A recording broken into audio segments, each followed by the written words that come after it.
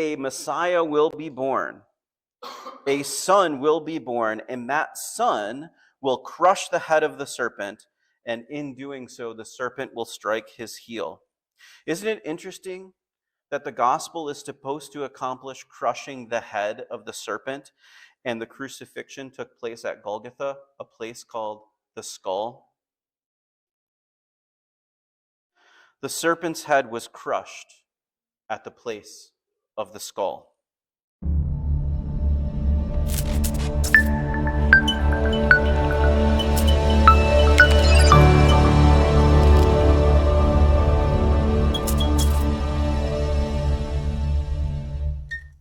Just sang a song called "It Is Finished."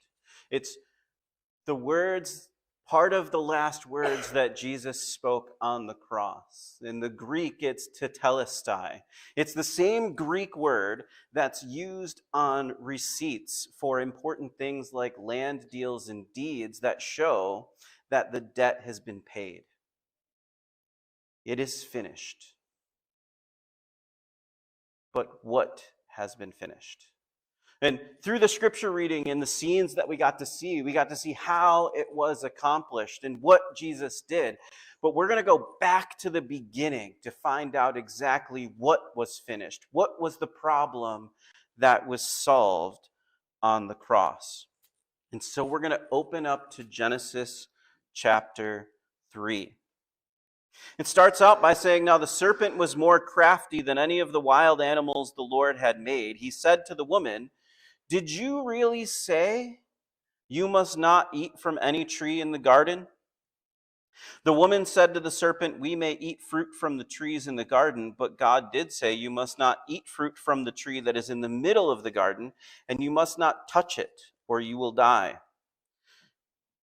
'You will certainly not die,' the serpent said to the woman, 'for God knows that when you eat from it, your eyes will be opened, and you will be like God, knowing good and evil.'" So much was unpacked there. Adam and Eve, created in God's image, in the midst of the Garden of Eden, in this beautiful, wonderful, miraculously perfect place. This serpent comes up. Nakash is the Hebrew word, means the shining one. I'll let you interpret that for yourself.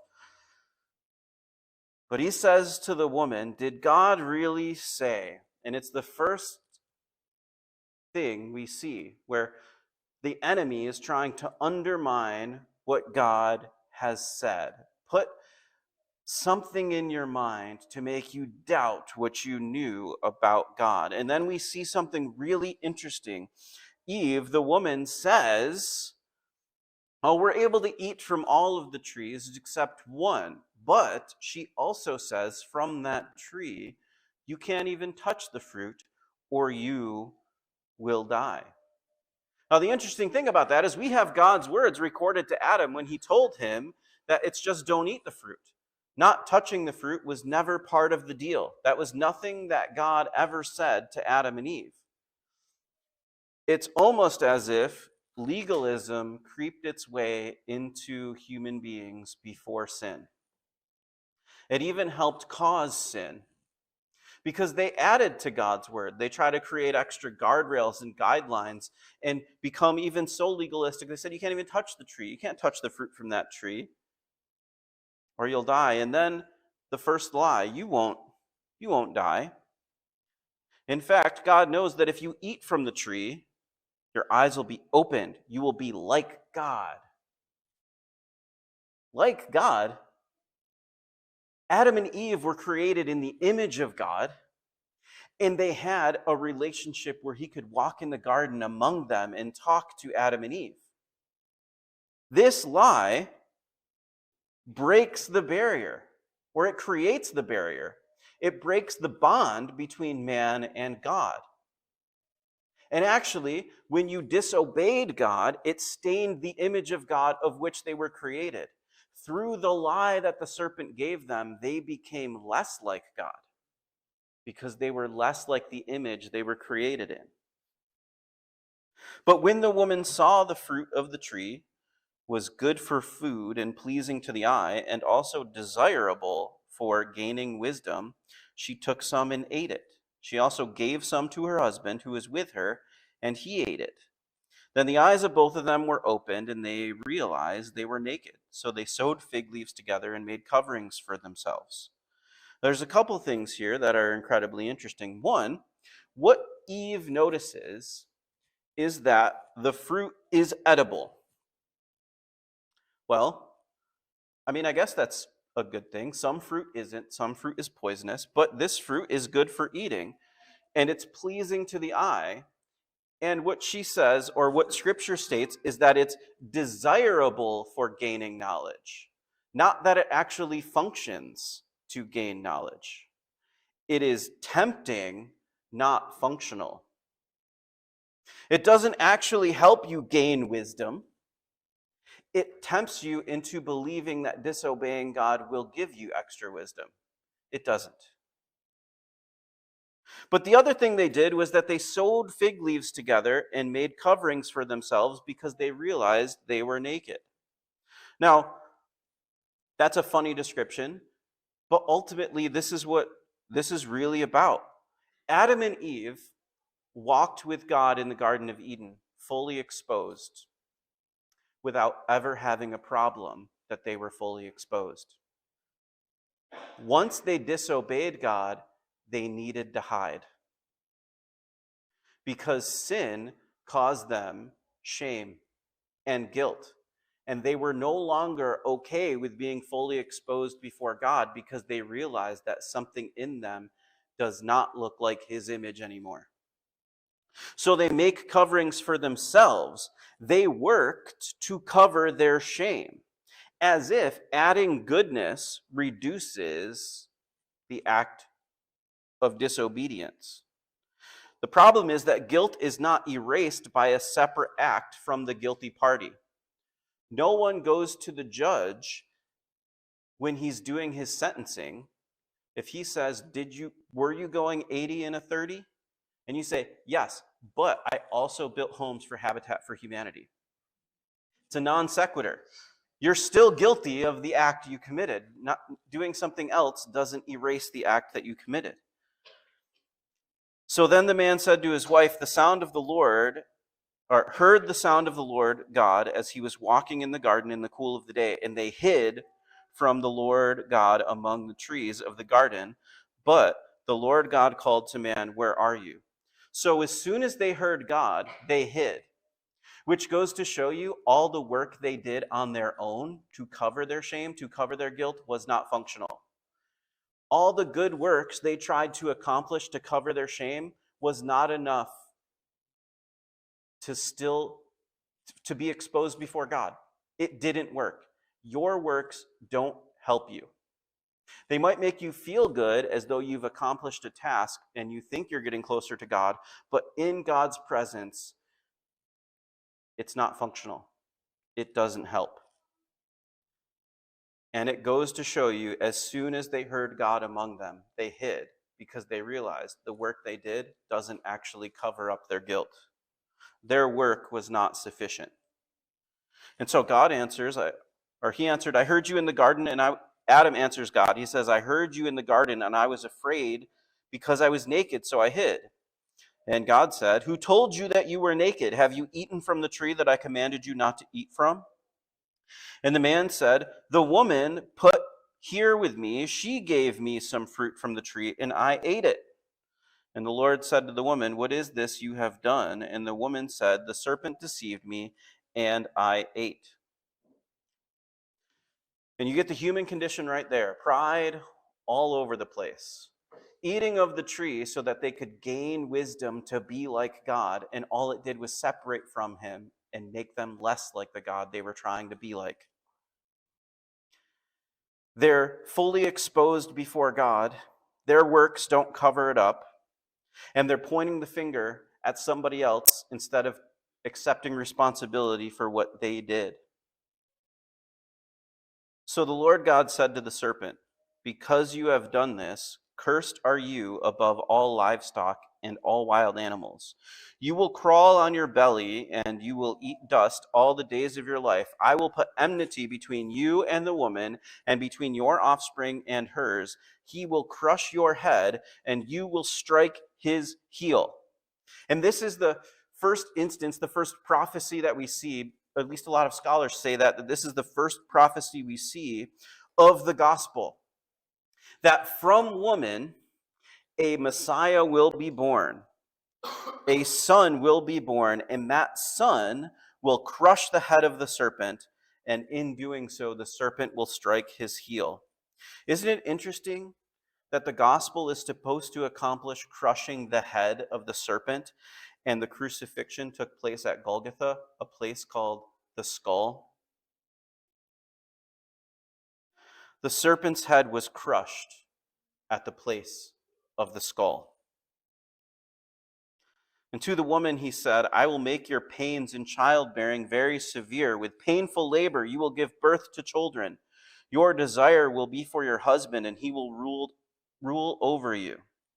And to Adam he said, because you listened to your wife. And no one has ever uttered that sentence since. Sorry, ladies, it's survival instinct. We don't listen anymore. But because you listened to your wife and ate fruit from the tree about which I commanded you, you must not eat from it. Cursed is the ground because of you. Through painful toil, you will eat food from it all the days of your life. It will produce thorns and thistles for you, and you will eat plants of the field by the sweat of your brow. You will eat your food until you return to the ground. Since from it you were taken, from dust you are, and to dust you will return. What was the curse on the woman? Painful labor. Was the curse on the man? Painful toil. You will work, and your work will increase in difficulty.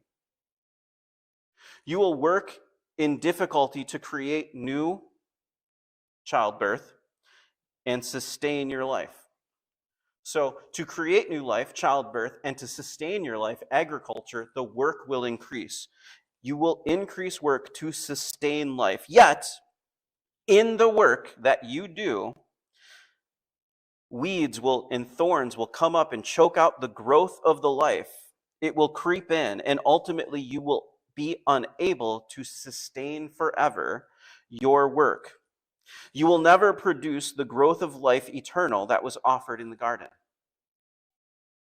As you work to sustain your life in agriculture, thorns and thistles crop up and choke out that life. And even if you're successful at weeding your garden and keeping it clean and creating sustenance for your life, food to sustain you and help you be healthy and grow, at some point you will decay because your work will never grant you life. And even though for the woman, she will painfully labor to bring in new life might be created through her, but her life will still decay, and you will not be able to have eternal life that was offered for you in the garden. This is the subject of the entire book of Ecclesiastes. As Solomon goes through his wisdom at the end of his life, and he understands everything he did, all the work he did to bring pleasure to himself, to sustain himself, to gain wealth, money, influence, power, livestock, agriculture. He's still old, and he's still going to the grave. And it did him no good, because the only thing that was worth doing was serving God, because eternal life is only found in the source of life. So your work will never get you what you're after, the eternal life that was offered in the garden. How do we get it back? Adam named his wife Eve because she would become the mother of all living. This is both literal and figurative. See, human life enters the world through women. Interestingly, even though Eve was taken from Adam, for the rest of human history, life is continued and sustained through women and through childbirth. However, eternal life is also offered only through the virgin birth, only through a woman. The Messiah entered the world through the virgin birth, through Mary. Fulfilling this, she would become the mother of all living. Jesus is the way, the truth, and the life. And women gave birth to that. The Lord God made garments of skin for Adam and his wife and clothed them. This is the gospel in a sentence. We already see Adam and Eve in the garden, knowing they disobeyed God and becoming fully aware of the fact that they are now exposed. And even though they're exposed, it never bothered them before. But now, because they've disobeyed God, they have something to hide. So they go out and they sew together fig leaves and they try to create something that can cover up their sin. But as soon as God shows up, they hide anyway because they found out that their works do not cover them. They can't be made innocent once they're guilty. So what does God do? God made garments of skin for Adam and his wife. Animal skins only come from one place, a dead animal. Something innocent was taken. The blood of innocence was spilled so that Adam and Eve could continue their life and cover them. And in that covering, their shame was covered. Innocence paid the price and covered the guilt and shame of humanity. You can't add works to take away your guilt, but innocence can replace it. That is the cross. And this is the depiction of the gospel that we get right away to know how it is going to be finished, which is what Jesus accomplished on the cross. Goes on to say, the Lord God said, "This man now has become like one of us, knowing good and evil. He must not be allowed to reach out his hand and take also from the tree of life and eat and live forever." So the Lord God banished him from the Garden of Eden to work the ground which he had been taken. After he drove the man out, he placed on the east side of the Garden of Eden cherubim and a flaming sword flashing back and forth to guard the way to the tree of life.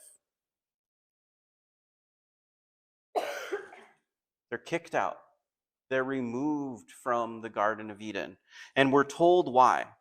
He must not be allowed to reach out his hand and take also from the tree of life and eat and live forever. They were booted away from access to eternal life because they were in sin. In their sin, if they eat from the tree of life, they live forever separated from God.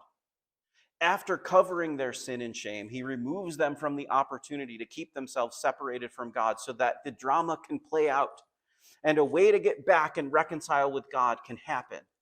And that moment is the cross.